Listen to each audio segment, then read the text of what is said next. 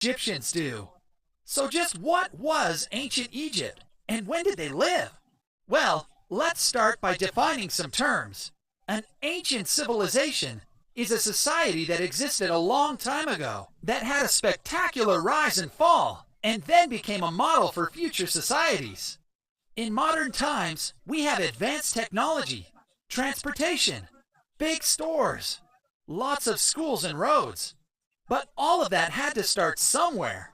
Most of the ideas that led to many of the conveniences we have in modern life began during ancient times. Some of the other ancient civilizations that you may have heard of include the ancient Greeks, Romans, the Persians, Mayans, Aztec, and Incas. These groups were all from different places in the world and all left behind different but equally memorable architecture, art, teachings, and other parts of culture that made them unique. We owe almost all our ideas and the way we look at the world itself to these ancient civilizations. Out of all the ancient societies, the ancient Egyptian civilization is one of the most successful, having lasted almost 3,000 years. That's more than 10 times the number of years that the United States has even existed. So what are the first things that pop into your mind when you think about the ancient Egyptian civilization? Let me guess. Pyramids? King Tut? Their cool gods? Cleopatra? Mummies? The Sphinx? All of the above? There is a lot to unpack when it comes to ancient Egypt, so let's dive right in. First, it's important to know where in the world the ancient Egyptians set up shop.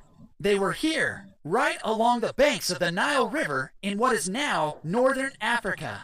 Being close to the Nile River was critical to the ancient Egyptians, as a reliable water source is a big part of a culture's success. You gotta have drinking water, right? You need water for your crops, and rivers are full of fish to eat. Rivers are great for transportation, and it didn't hurt that access to the Nile quickly took them into the open sea so they could trade and travel. The Nile is so long, almost 4,000 miles, that the thriving society that ancient Egyptians set up along its banks ultimately influenced the growth of other African countries far to the south, such as Kenya, Eritrea, Uganda, Tanzania, and others. Almost all the famous sites that the ancient Egyptians left behind line the banks of this storied river, and it's the Nile that we can basically thank for this great civilization. The Nile flows all the way from down here at Lake Victoria, one of the largest lakes in the world, up through Africa into Egypt, and then it empties into the Mediterranean Sea. That's some river!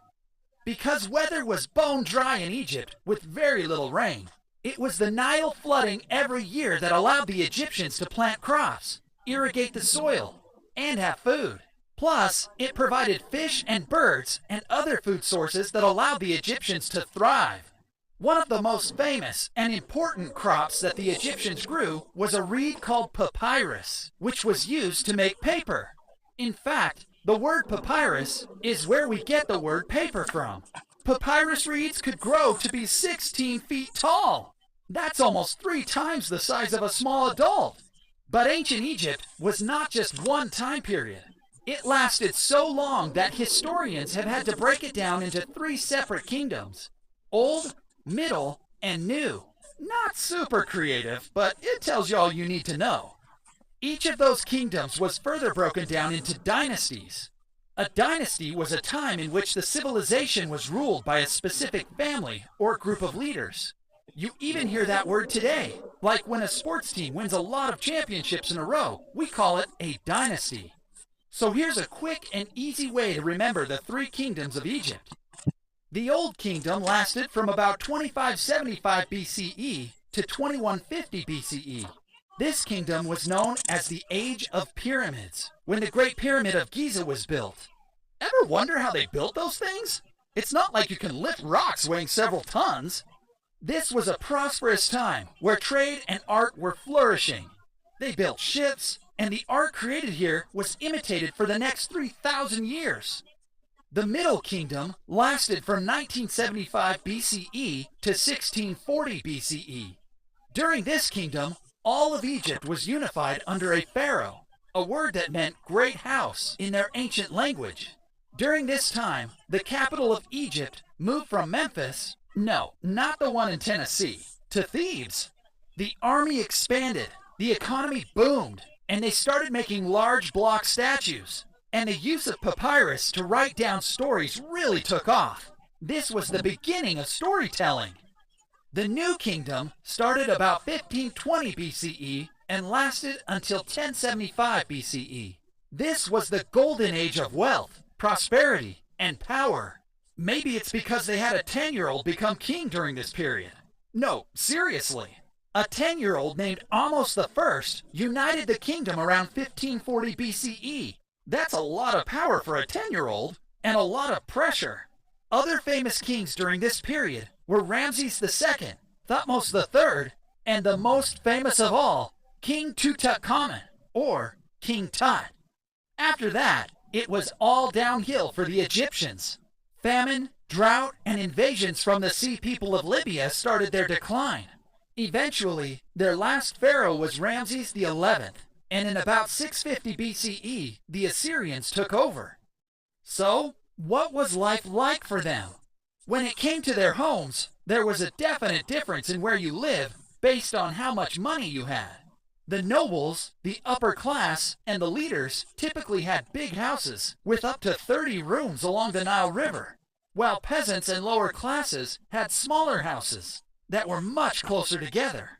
All of the houses were made from bricks that they invented, fashioned from mud and straw. Because the weather was so dry, these houses were quite sturdy.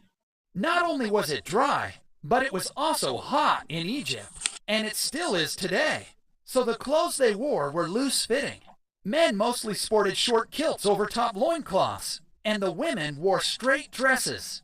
Servants were distinguished from the others by wearing patterned fabrics, and the children went naked until about 5 or 6. There was no sunscreen, so it must have been hard to avoid getting sunburned. Like in modern Egypt, they ate a lot of bread, fruits, vegetables, and lamb and goat for meat. Their fruits were things like dates, plums, figs, grapes, raisins, and melons, while their vegetables included onions, leeks, beans, lettuce, and others. They had a very healthy diet. Just like we do today, they also made beer from barley and wine from grapes or plums. Most people during ancient Egypt worked as farmers because the land near the Nile was so fertile, and they needed to grow their own food. Other jobs included craftsmen like potters, weavers, jewelry makers, and carpenters.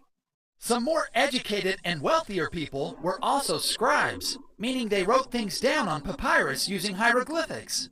Hieroglyphics was an ancient language using symbols to represent words. Archaeologists have discovered a lot of hieroglyphics in the ancient tombs of Egypt.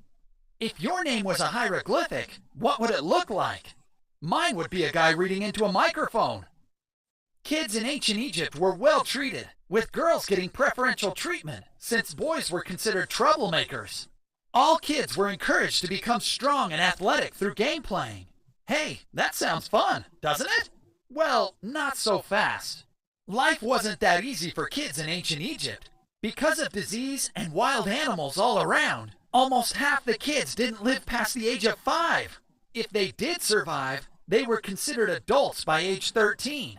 I guess if you made it that far, you earned it. Of course, any video about ancient Egypt wouldn't be complete without mentioning their gods, which included Ra, the sun god, Isis, the mother goddess, Osiris, who was the goddess of the dead, Horus, the god of the sky, and Thoth, the god of knowledge. Now that you know so much about ancient Egypt, do you feel a little bit like Thoth? Now a staple of our modern-day Halloween, mummies were a big part of the ancient Egypt culture too. They preserved bodies after they died by wrapping them up and embalming them.